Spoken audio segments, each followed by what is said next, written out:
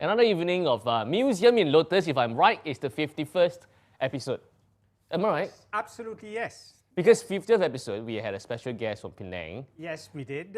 Right, and once again today I'm not wearing a tuxedo. I'm once again wearing the very nice and comfortable, but elegant as well kimono. Because over last weekend, actually we said that if you come by Lotus on Water, you can get to dress up in this vintage kimono silk, some of them are silk, and then you get to experience and properly transport yourself back to the Meiji period, and that's what exactly I did over the weekend. I'm going to show you some photos later. I'm going to have some of the outfits as well. I am still wearing this because we are going to extend this, because by popular demand, a lot of them couldn't get all the photos done, and a lot of people actually missed out on Sunday. So this Sunday, on the 20th of November, we are going to do it again. So if you missed out Sunday, or if you were here but you actually wanted to, oh, I didn't try that one, I didn't try this one, you can actually do it this Sunday. Later on, we will show you a few of the fabulous pieces, and of course, and I see it now, and I see your logo. I see the DGA, correct? DGA threads. Yeah, it's there. Okay, I'm going to show you later. But today, you know, as I shared this link, and I hope that you share it as well, because today we're going to, as I was speaking to Mr. Pino just now, he said that we are going to talk about some super museum piece quality. I mean, every piece that we talk about for the past 50 and 51 episodes, it's all worthy of museums. That's why it's called Museum in Lotus. But tonight, they are huge and mega, really to punctuate the nearly the end of this season. Am I right, Mr. Pino? Absolutely right. And I think out of the vast collection of Master Yun, tonight we're seeing the best of the best of the best. This is beyond, it's beyond museums.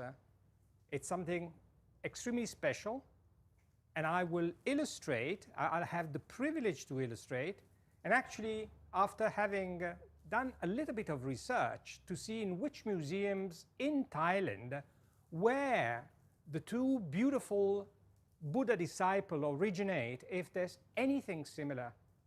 I've been able to find only one museum in Thailand where only one disciple is featured.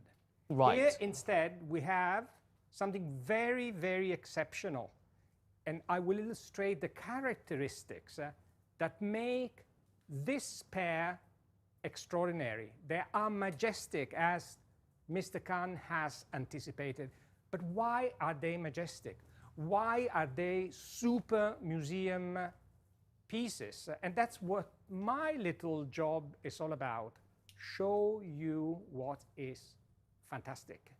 You will not be able, as far as I know, and with the knowledge that I have, to find anything at this level anywhere, not even in Thailand, but in Singapore, and not anywhere in Singapore, not in a museum in Singapore, but here in Lotus on Water. Which means that we are actually 100% very fortunate, because we, as I caught a few keywords, which means that you won't be able to find this anywhere, not even in Thailand. And we are actually specifically talking about these two mega sculptures behind me and Mr. Pino. Now, some of you have been to the gallery several times. You might have noticed that we were actually placing this all the way in front of Ling San Fa Hui, which is the centerpiece. And for tonight's show, we have shifted it to over here. It took a lot of people to shift them over here. I think right after the show, they got to shift it back again.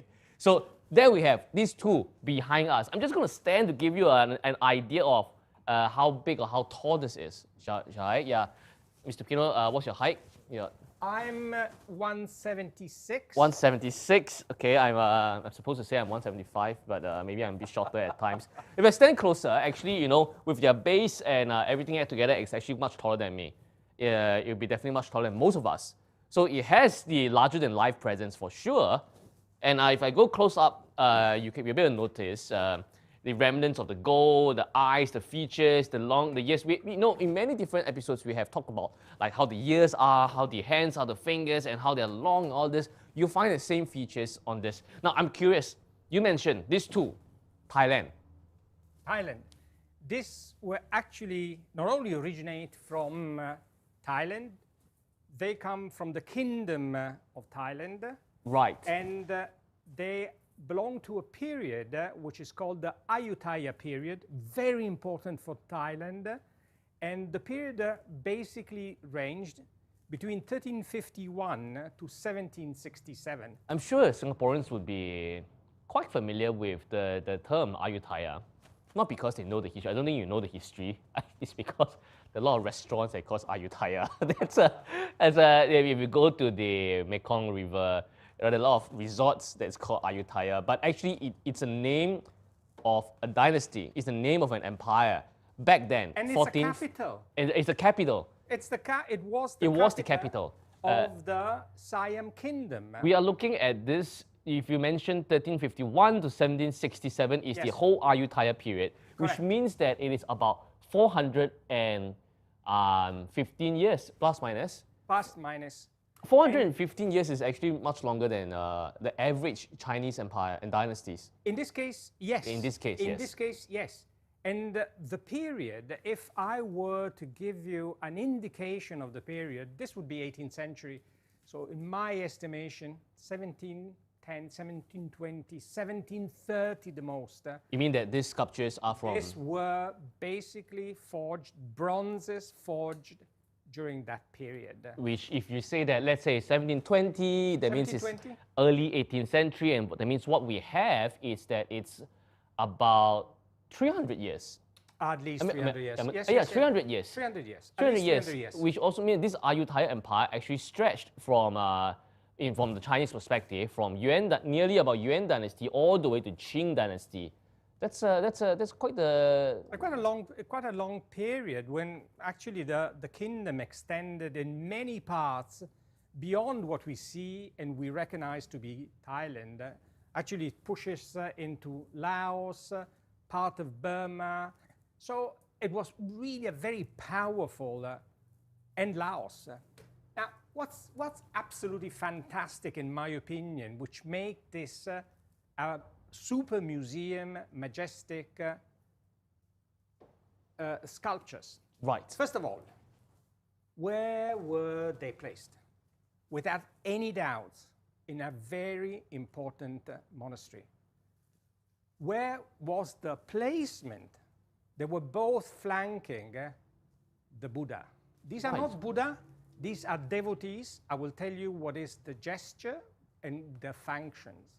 So the Buddha would have been, in my estimation, even taller and even bigger in many ways than the two devotees. This you have to put on your thinking and imagination cap and how it was. So it's quite appropriate that we actually place this flanking the centerpiece, the Ling San Fa Hui, which actually has 108 figurines in it, the sandalwood sculpture, which we review every 1st and 15th of the lunar month. So these two are like guardians, or these two are like devotees. They are devotees. The left and right of a much larger Buddha sculpture, which we don't see it today. All right, yes? The interesting part is, before we enter in the details, in which position, which mudra, and mudra is always associated with the hands.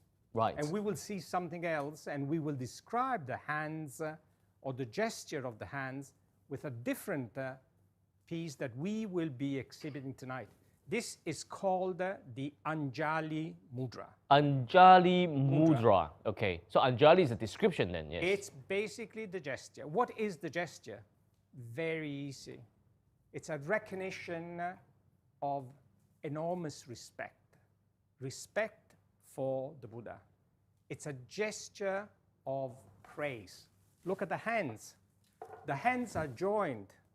The hands are near the chest, the heart. The beating of the heart is reflected in the beating of the blood in the hands. I will not add even one word. Go with your imagination. I see. I see. Well, what I see is that tall, majestic, the gold and all, and then we have, you know, most of them are. I'm just looking at the screen now, but what I also see is something fascinating. It's the drapes here. The robe. The robe here, because you see, these are all pretty straight, okay, very majestic, very you know, regal. But then, you know, to create the texture, look at what they've done here. They purposely retain or they make the waves so that you have that thing going on, you know. This is really good, yeah. So when you imagine to cast these two bronzes, and apparently when you look at them, they appear identical. They are not. Right. Let me assure that they are not. An attentive eye would be able to see the many differences, although they might, again, similar, appear but not similar. identical. Not identical, because the process of the casting of the bronzes, it had the similar mold, but even if they had made a certain number of them, they would never one be similar to the other one, rest assured. Now, you look at the expression of the face. You see these wonderful eyes, big almond eyes. Yes, long as well. They are looking to the people. They were tall. They were on a pedestal. We have a contemporary pedestal, right, not much different from what it used to be. The eyes are in mother of pearl. The pupils are black. Right. They are looking at the people, paying their respect towards the Buddha. So quite sure if you are praying and because of the height and how the eyes are positioned, that means you'll be looking at them pretty much at this angle, and it gives a lot of presence to it. But on top of that, Mr. Khan, yes, you have spoken about presence, and I need to reiterate this concept. The presence is also because of the way the bronze was covered. It was covered with many, many layers of black lacquer, possibly 13, 14 layers, which then became very thick. On top of that, then the gilding took place. And you can see that the majority of the gilding has come off, and also the lacquer has come off. However, you look at the hair, and you look at the small curls of the hair, that the gilding has not come off. I see. So these were all covered in gold. Their present was even more shown because of the gold. What, was it entirely in gold? Entirely. It was it's not just to demarcate. Entirely. It wasn't just to demarcate the clothes. That it means that you see even the parts where, well, this is real gold. Where the what do you call it? The skin or the flesh is the neck. You know, the face. Everything was supposed to be in gold. Oh, the fingers. Everything was supposed to be in gold. Everything. You know, everything. I'm not sure, but probably because these two majestic ones, over time, of course, the gold has gone off. Probably we might. I'm just thinking. Probably we might extend the gilding of the gold, not just to the Chingsan Pudan, but probably for these two disciples as well. Oh, definitely, without any doubt. Now, you look at the beautiful robe. It's not one. It's basically three parts. And when you look on the left side of each of this disciple, you will see the the folds. And I can tell you that that must have been 100% silk. Look at the back. Please observe the back. Don't only look at the front. Go, look at the back and see how beautiful the textile look. It looks natural. It looks like somebody is wearing this wonderful attire. Absolutely. So it's a difficult thing for something that's 300 years ago, and to create this kind of texture, this wavy feel. It's definitely a work on art. And you mentioned that when you look closer, the eyes are actually mother of pearl. Mother of pearl. And then you have those black. What's that? Pupils. What's the material? What might be? Can I say? I think it's been depicted, the pupils. But look at the mouth. I mean, I'm just observing now. It's an extended mouth. Look at the Thai people. They have an extended mouth. Look at their nose, how refined the nose is. True. Typical of the Thai people. True. What is also exemplary in this particular, look at the elongated ears. Yes. What does that mean? Usually we see the elongated ears and they are actually protruding outwards. We see it in the Buddha. How come in the devotees we see these elongated ears? What does that mean? It means they were also from royalties. They were also from wealthy families. You are spot on. But why we don't see any jewelry? They've abandoned the richness, the jewelry, as the Buddha. Right. And as the Buddha, they're listening to the people in need who pray, and they will be providing them with their responses. I see. Together with the Buddha. Look at the neck, how beautiful the neck has been created. When you see the hands, you would see differently from our hands, where each of our finger has a different height. The fingers are all exactly of the same height, similar to the feet. When you come and you see the feet, they basically seem to be cut in a straight line. Yes. Which is typical of the art of Buddhism. I've not seen many Buddhas where the toes are different. So this is exactly what is happening here. What else is there to say? Please come. Please take a look. Please admire. And not only the devotees, but the environment in which they've been set. With these wonderful paintings providing a fantastic background, which, what else is there to say? No, in a museum you won't be able to, you would be able to see possibly the devotee. And actually, I was in my reading, there's one museum in Thailand. Let me read it for you, because with the pronunciation I would not be able to give it accurately. Your Thai is not that good, huh? Yeah. The Van Kien. This is, the Van Kien is the only museum I know of, and I've researched, that has devotees of a certain height, but not a pair, exceptional in this respect. Right. Each one has a weight not less than 250 kilos. Oh my God. Not less.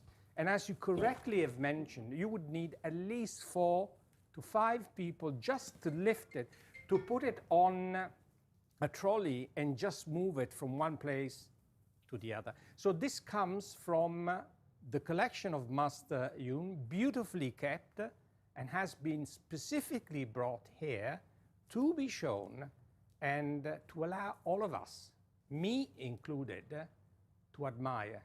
I don't need to go to a museum. I can come here anytime during the day when it's open, with the exception of Wednesday. Thank you. And with the exception of Wednesday. And I can be here for an hour, more if I wish. Probably we should really extend the gold gilding activity to these two disciples as well. Probably. To give them how they were, their golden self, some 300 years ago, we can actually recreate this now, actually, yeah, because these two disciples are really majestic to behold, and I'm glad that they're part of Master Yun's collection. I mean, we can understand, you see, if you look at Master Yun's art, it's most of the time, actually not just most of the time, it's all the time, the things that Master Yun do, which is reflected in his art. I mean, just take the recent Chimes exhibition for an example. It's something that no one has done before. It's something that even though we have done the exhibition in Chimes for 3 times, every time it gets better and better. So it's always about what's great. It's not just good, it's not better, it's just great. And then it's all about majesticness, it's all about larger than life, and so on. And we can see the same traits in his art because Master Yun is the one who paints the art anyway, correct? So even if it's a peacock, which is a common symbol in traditional Chinese paintings, it's the one that it's proud, is confident, is looking at all the gold and silver. If it's calligraphy, we can see the strength. It's something that's, in simply put, you can feel the presence there. It's definitely larger than life, and that will explain why this set of larger than life, huge, majestic disciples, bronze disciples, are in Master Yun's possession. Absolutely. And I wonder if one day a museum, whatever that museum is, would actually ask to borrow them for a period of time so that a wider audience would be able to see. But that's something that we have to leave to the decision of Master Yun. Now, when you come over to the gallery to admire these two sculptures, these two beautiful disciples, as I was saying, a lot of clients, a lot of you had great fun wearing the silk kimonos over the weekend and took a lot of photos. I think we have some of the examples of the photos here. Let's take a look. See? There we have it. Oh, wonderful. Yeah, so you know, some of them are like full, some of them are like half, but I brought the tanzi over there as one layer, and obri on top. And then we have the part of the biu. Yes. At the back you can see, right? And then because we had this cute little fan so they can use it. They say there we have. You know, I have that samurai as well. Yeah. Beautiful. I have the samurai sword. I mean, yeah, the katana thing. So it's actually quite the whole feature. If you look at the back, you can see the square the hibachi. Yes. There, yeah. So the whole setting. The Makassar ebony. Right. The whole setting is just, look at this, yeah. Oh, wow. So you might have missed it over the weekend. See, this is me, yeah. Wow, samurai. Look at that. Yeah, look at that. So that is actually a different one than what I'm wearing. It's actually, I think it's one of this. So if you come by this Sunday, we're going to do it this Sunday, 3 to 8 p.m. again. If you have done it, you might want to try out other outfits that you actually didn't manage to try out. If you didn't make it last Sunday, you will really want to try it out. Because this is just part of the collection, not everything. The day that I was wearing this, but this one looks nice. You can, there's no limit, so you can take one and then you can, change it to something else. As I was saying, proudly supported by DGA Threads. Do we have a close-up on here? There we have. Yeah. Thank you for featuring one of the aoris. That's called aori. Aori, half set aori. Aori, which is a DJ kimono. Threads. Yep. It's a kimono jacket. It's a vintage kimono jacket in beautiful silk. Right. The silk is called rinzu, which is a specific. It's mulberry silk. Mulberry. This is mulberry silk. Very, very beautiful. Not only the quality is amazing, it's all hand stitched. All hand stitched. And it's very easy to try on, And the beauty is that one can actually wear this on top of a pair of blue jeans, yeah, a t-shirt, and it would be very, very, very easy to wear. And very elegant. And a lot of holes. what is special about this particular jacket? It's what I see behind. Behind? And this is the bamboo. Oh, I see. Yeah. I missed it. What does the bamboo mean? The bamboo shares the same sentiment and the same understanding with the Chinese. Resilient, deep roots. The winds will try to break them. They will bend, They will go up again, and they will aim always at the sky and the sun. So you see, for the second part of the show, I have gone for a quick change, quick indeed. This vest, Japanese vintage silk material as well. And I noticed that this is cute little thing here. Incredible. This is called, this is a specific cord, which again is in silk, which never is closed. Oh. It's never closed. It's a little accessory which only in specific circumstances would be used. Used for? You know what? It's because of the rain, in order to cover the kimono, which is the most important part of the attire. So at times it would be used. But other than that, the jacket is kept open. I see. The jacket is also worn by pushing it slightly back. Okay. And the reason is to create the volume for the so-called obi, which is the sash. So that's the way it works.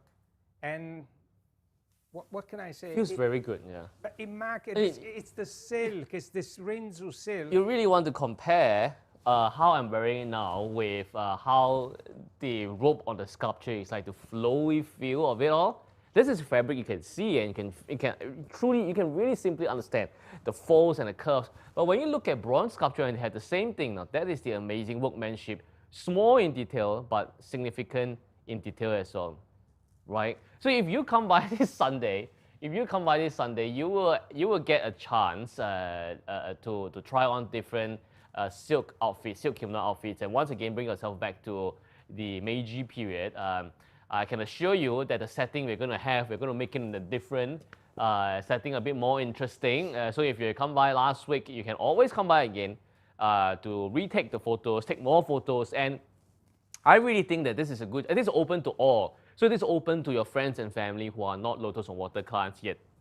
So come by the gallery this Sunday, 3 to 8 p.m. 4:30 I'm going to have a talk anyway. So 3 to 8 p.m. You can come by and then you can have fun, you can have all sorts of pose. Just be careful with the katana, because that is the real stuff. And I understand that possibly there will be, I mean, there's something happening where there will be a surprise. I don't know what the surprise is. Yeah. But that maybe you have to come and find out yourself about the surprise. Yep. So that we have quite a lot of fun for everyone at Lotus on Water Gallery to admire the wonderful sculptures as well. And of course, we're just halfway done. These two sculptures, and we said that actually, they are supposed to be, originally they're supposed to be flanking the Buddha. Mr. No Khan, one knows. Can I ask you one question? Yes, please. Are these for sale? Because I would consider buying them. I mean, the pair? No, they're not for sale. Remember, Museum in Lotus, we are talking about artifacts that's not for sale, belonging to Master Yun. And then from there, we can, from a different angle, understand Master Yun's universe and his art even more. Not just these two, not for sale. Even the center one is not for sale. The centerpiece, right? But this I would steal. I would steal. I would need. But to luckily, have, it's 250 kg. Yeah. I would need to have 10 people to help, so I can't steal. So it's better that at least I offer to buy them. But no, if they were mine, I doubt I would part with them. Right. So okay, the center figure. It's, if you can see, it's actually a Buddha. This is not the Buddha that these two disciples were flanking, but also a super worthy piece to talk about.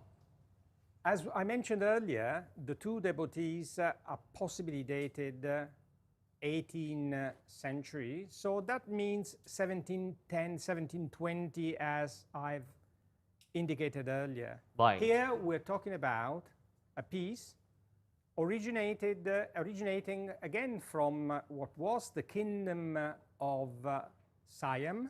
Okay. But it's an early piece. This is a 16th century piece, which is 1500s. 1500s. This piece is 1500s. That means it's about 1500. 500 years from now. 1500s. 100% 500 years from now. Again, it's bronze. Right. And it's a beautiful cast.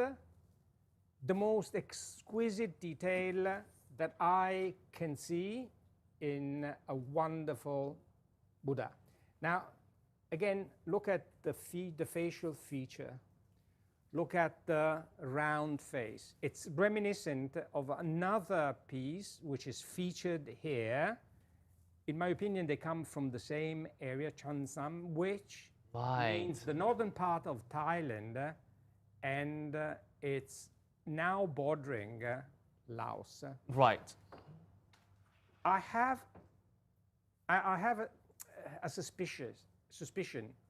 This was not actually made in Thailand. It was possibly made elsewhere for the Thai market. Right. And it could have been made even in Sri Lanka. I am not 100% sure, but I have this doubt. Again, look at the chin. Look at the beautiful nose.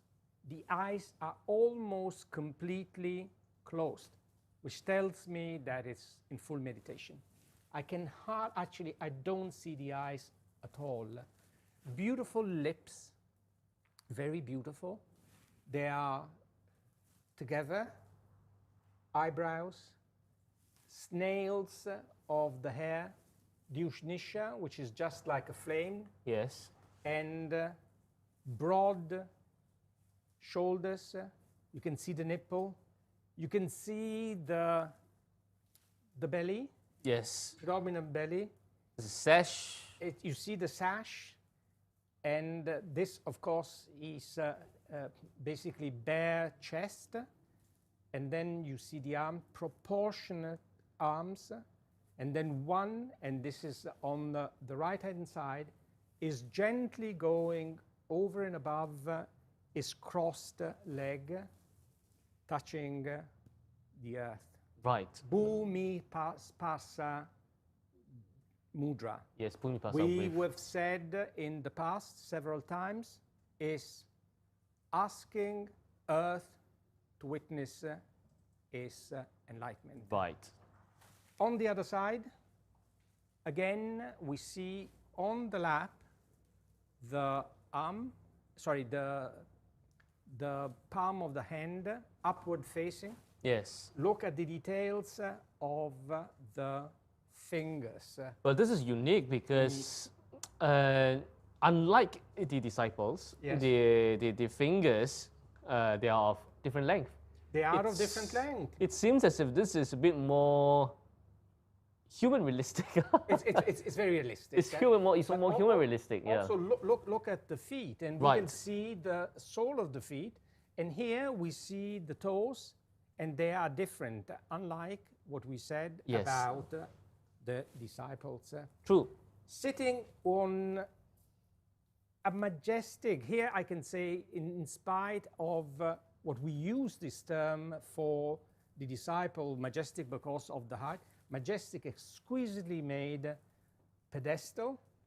The pedestal has a base, which is a simple base, followed by the lotus leaves going downwards and upwards, then meeting the pistil of the flower. He's comfortably seated. He's in deep meditation. Right. I will stop here with the description. The imagination has to go. Well, we are really seeing pieces. The disciples are 300 years old. And this probably Cheng San, or where it's made might be a bit of a guess, but it was in the Cheng San area, was found. So it's quite like the one that we have been gilding go on.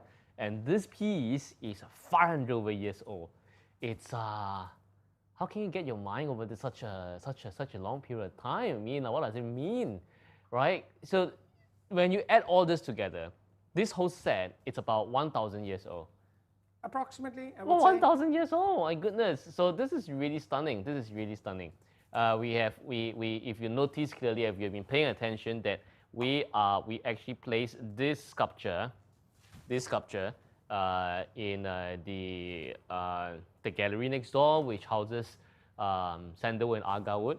So we'll be placing it there for a while as well. So if you come by the gallery as and when, you can go close and admire the details. And if you can see the differences between the disciples who we talked about and then the difference in the sculpture, this is 500 years old. So this is really something, right?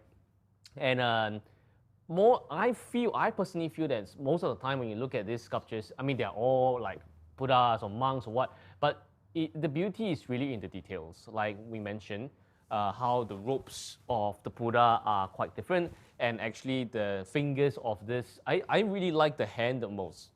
You got to come here and feel the hands. The fingers are the part that give off that why is this an exquisite piece. I mean, it's the same thing like how you appreciate Master Yun's art. You can definitely say that every single piece is calligraphy or every single piece is peacock or crane, right? But if you look at it and if you manage to look at every single piece in detail with your heart open and your eyes open, you can see that some of the times the details are the ones that make it very, very valuable. For instance, like the one behind you, that piece is one of the favorite. It has been to, if you look at it, it has been to a lot of places. This piece has been to Art Beyond Museum series.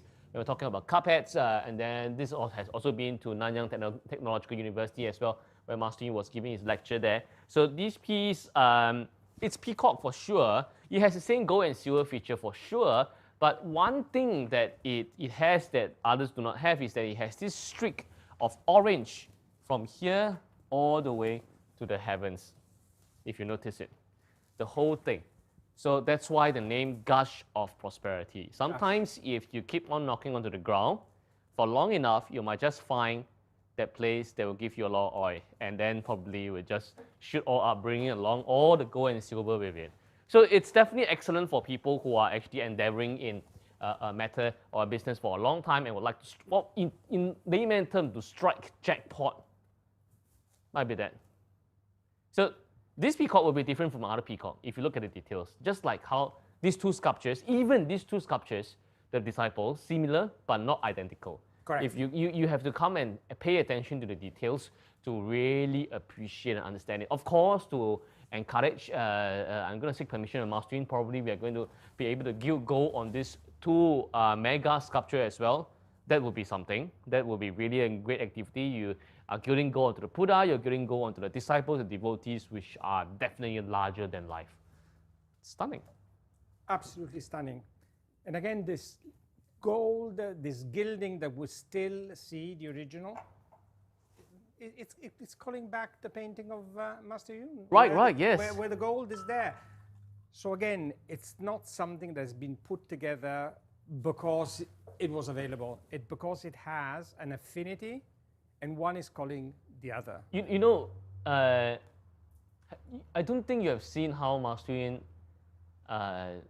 applies the gold. No, I have not. You have not, but I cannot describe in words because this just came to my mind. I didn't prepare the footage or the photos that if Master Yun has demonstrated this when he was in Netherlands, when he was in Bangkok, in Spain, in Bangkok somewhere, that if you look at the painting at a particular stage, it will be nearly full of gold. Yes. Of course, in the background, he has already applied the glue and the adhesive material and so on. So it'll be full of gold. And what he does is that when it's full of gold, he's going to dust it so the gold will fall off. Right. And after that thing is done, then the peacock or the crane will reveal itself, right? So it's a matter of applying gold and then dusting it off to reveal what's exactly the painting is about. What we are going to do with these sculptures is that we're going to apply gold on it. That means it's quite a flip thing of what Master Yun is doing, but we can't think of it. But originally it had gold, but because of time, the gold fell off. Yes. So we are going to once again to apply gold on these sculptures so that we can truly see how it was back in the days of its most glorious times. And if I understand correctly, please rectify if I'm not, it would be 24 carat yes. gold. Yes. So the highest possible level of gold that you can ever find. There are other level of gold. I've seen 18, but this would be, again, correct. 24 carat. Correct. Beautiful squares. I've seen the way a number of people, myself, I have applied on Changsam sculpture, the standing one, very beautiful. And it's a delight. 100%.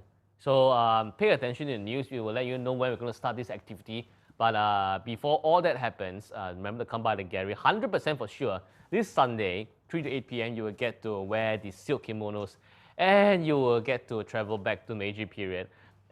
Samurai sword, the fans, and all this stuff. Maybe I'll order sushi this Sunday. I don't know. Yeah, I missed that out last Sunday, but everyone was having such a great time. Getting in all sorts of positions. Am I allowed to wear? I'm just looking at one particular kimono, Yeah. and I'm going to wear it the wrong way. Wait, which one? And This one? Yes, I'm going to wear it the wrong way because It's want by, to show it's by you. DJA Threads or so. Yeah. I've never put it on, but I think what is important here is the depiction of Mount Fuji. Yes. What does wow. this Mount Fuji mean? The Mount Fuji means may you always reach the highest peak in Right. whatever activity you do. Right, and this is vintage fabric as well. This is, This is again, vintage. 1960s, 1970s. Look how beautiful it is, Mount Fuji. And you see here a wonderful depiction of houses. Right. So you can wear it like this. You look like a gentleman who is. This is the way that it should be worn. You look like someone who's going to have trade talks with Japan. Yes, yes, yes. This is the way. Now, let me just tell you, let me share with you, not tell you, sorry. Sometimes my language is not correct. Please forgive me. It has 2 months here, which are the representation of the house. Yeah. Right. It has 3 months in the back, Correct. 1 in the center, and 2 along over here. Yes. over there. Yes. And it What do you is, have? it has Signature a signature here, somewhere. Yeah. somewhere which I can't actually find at the moment. Anyway, Right. Yes. this is what it looks like. It's not supposed to be worn the other way, but I want to show you because And try. Yeah. the elegance of the fabric, very, very smooth. It would be quite a pity if it's not if it's just hidden inside and not showing. Right. There we have it. And very, very smooth. I see. I see. It makes sense as well. It does make sense. It does make sense. So I'm showing off.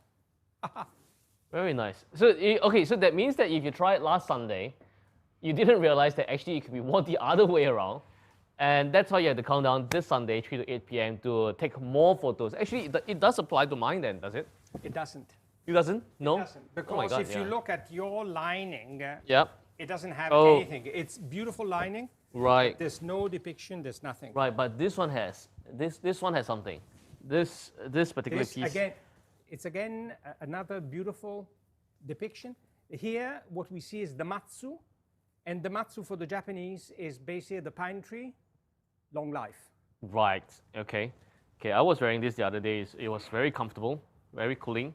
So this is what you can get to experience. You see, there's a lot of things to actually do when you are here at the gallery.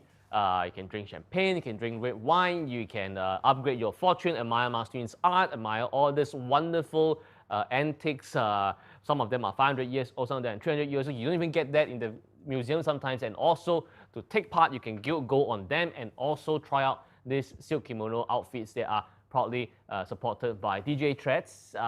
This Sunday, 3 to 8 p.m., you can take a lot of photos and have great fun with your friends and family. I mean, where are you going to bring your friends and family for an outing this Sunday, huh? You're going to meet over some coffee and then gossip about stuff. Why not you just come down to the gallery, bring them around, especially if friends who are really saying that, you know, I've seen you go to Lotus Water for so long, why not you bring me around? And this would be a great opportunity to bring them around and have great fun.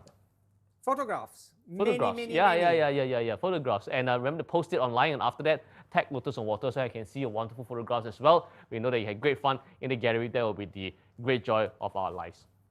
Right? Okay, time to ask questions. Yes. Right? I mean, I'm definitely very dumbfounded or surprised or shocked by this tool already. But I never knew that the centerpiece, this piece that we have here, it's of such an age. Can anyone just put into the comments to say that actually how old is this piece? How many hundreds of years is this piece. Not to be exact, because it's just a rough thing, but and it's an estimation. in the estimation, we mentioned it several times just now. We mentioned that the two disciples are from 300 years ago, and the centerpiece, this piece, is even longer. How many years ago was this centerpiece? Cheng San? Yes. It's part of Thailand now, so today is really a Thailand thing. Yes. Yeah, I should have ordered tom yum soup for you, but do you take tom yum soup? I do, and Really? I love it. Yeah? I love it. I realize, you know, that Westerners sometimes they love this more than Asians. It's something so unique, so different. At times I have issue with it being too spicy. But other than that, I absolutely adore it.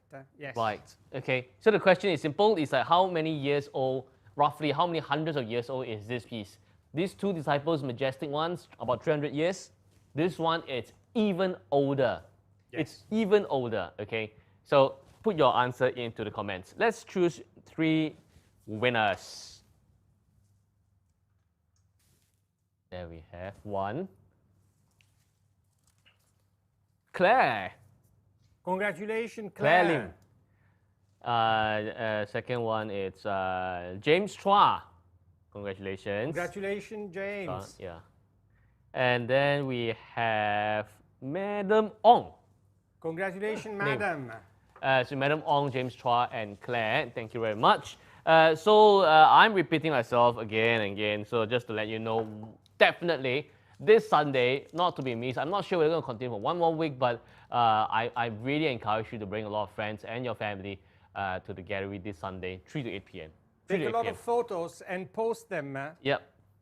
Wonderful. Wonderful.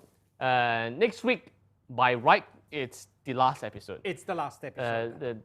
Most likely it is, depending on how many things we might have, some bonus episodes, but officially next week is the last episode. So remember to stay tuned to Museum Lotus. You can imagine for last week's episode, we were displaying a lot of mega Japanese stuff. Today, we brought in this mega sculptures. You can only anticipate that what we're going to do for the last episode of this season. Cheers. Fantastic. And see All you the next best, and week. thank you for following us.